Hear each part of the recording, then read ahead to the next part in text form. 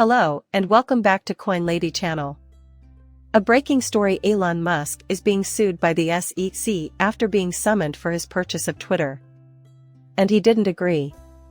They are currently suing him in a court in San Francisco. This is what I would say about it, though. Shouldn't they be looking at Twitter's former management, who inflated their financials to show more users than there actually were when it was a publicly traded company, when this affected the stock price, as opposed to when Elon Musk bought the company for more than market value, and then took it private?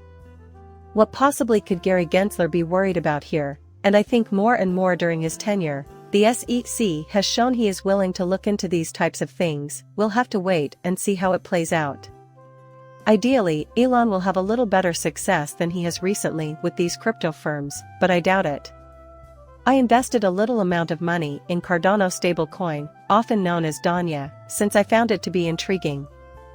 I did not purchase much of it. But, you know, when a project fails, that's one thing.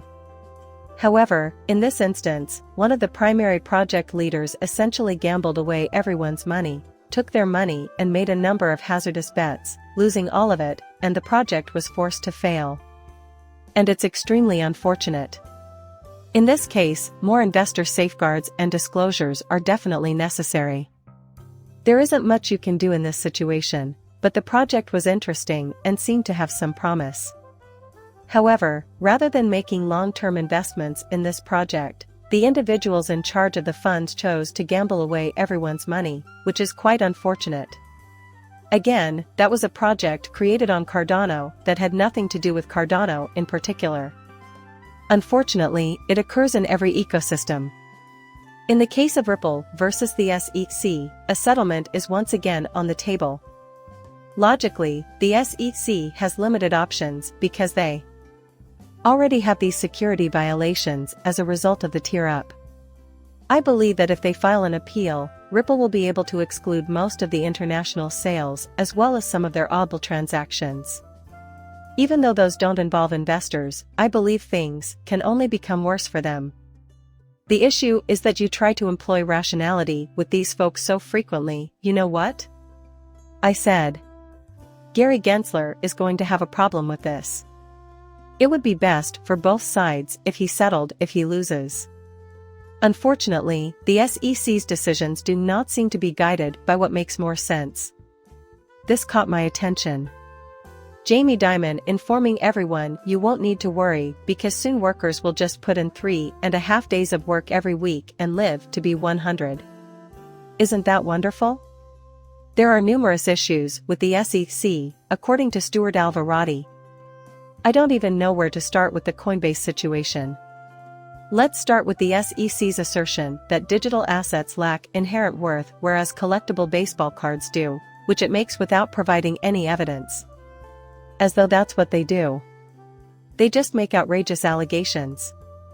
For instance, you cannot discount the advantages of making quick and inexpensive cross-border payments or of being able to keep your money safe in an untouchable wallet. These are characteristics of networks that are intrinsic. Being able to decentralize money so that we can get yield and other benefits without middlemen collecting a lot of costs. Like, just because the SEC makes statements like this, there must be inherent value. And even if they are a regulatory body, that does not necessarily make it true. And that's the issue, they don't need to accomplish anything with any real meaning. They simply enjoy suing everyone because they know it will create harm over time, harm in the sense that it will significantly slow down blockchain production and deter many investors from investing heavily in this field. They just have that. They are here a one-trick pony with no other skills. And when they do this, they don't really give a damn about the law. And they shouldn't be asking in that manner. Anyone enjoying the conversation? Moon Chaser says the following. Concerning the XRP clawback amendments? And I have to admit, I truly enjoy seeing David Schwartz and the Elephant debate this topic. They both have different perspectives on this. There are many folks out there, and while I understand why they might not appreciate clawback features and similar things, I really do not. But in this instance, I believe it will be necessary if you want to be a real contender with stable currencies and other assets of that nature. You must therefore determine if you want that feature or not. And in my opinion, one of the most appealing things you could do with the XRP ledger is add USDC, Tether, and a number of other stable coins with extremely quick payments. You can probably get liquidity on many other exchanges this way, and you'll be able to transfer USDC for practically nothing and covertly, anywhere in the world. It's going to be excellent, in my opinion. The volume of trade ought to increase. They can exchange XRP and other assets for stable coins on the decentralized exchange as well. I like the addition that this will make to the area, thus the question is, how can we achieve it, you ask? Do we currently have this clawback feature? Once more, I'm concerned that it might eventually switch over to the chain's native asset. However, if it only applies to issued assets, you are aware of this in advance.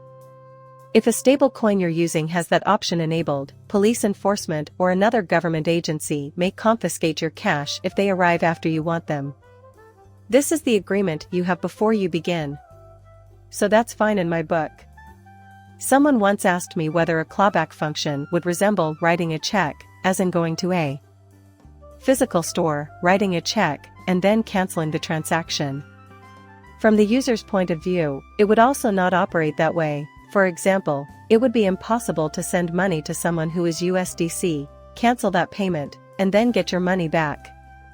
And often, it would involve fraud or the government pursuing you in response to a court order. And after that, they would essentially reclaim those funds and reclaim that value. It wouldn't be too much for individual users to be able to purchase something. As for clawback, if there is a problem, that kind of work would be more of a legal type of thing. According to a commenter on my video who mentioned XRP and the fact that they had met, Ripple has more than half of all the tokens. It is therefore not decentralized. And it is accurate to say that the asset's ownership is not distributed. The lion's share of it belongs to Ripple. And I detest that term a lot.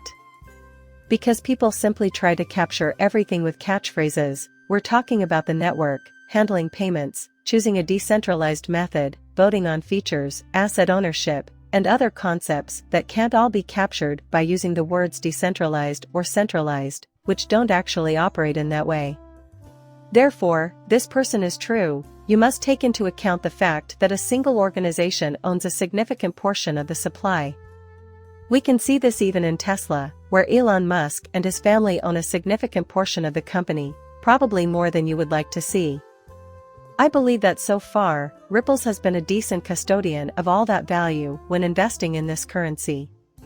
They still retain so much because of this. They wouldn't continue to keep 50% if they were dumping it, but since they are selling into the market, it makes sense or is reasonable. And they will carry on for a very long time. Just take that into account. However, it has no effect on how the XRP ledger operates or how decentralized the ledger itself is. What's going on in the jungle? How do you anticipate the impending XRP bull run will go for us? I have to be honest with you, I gave up trying to predict prices.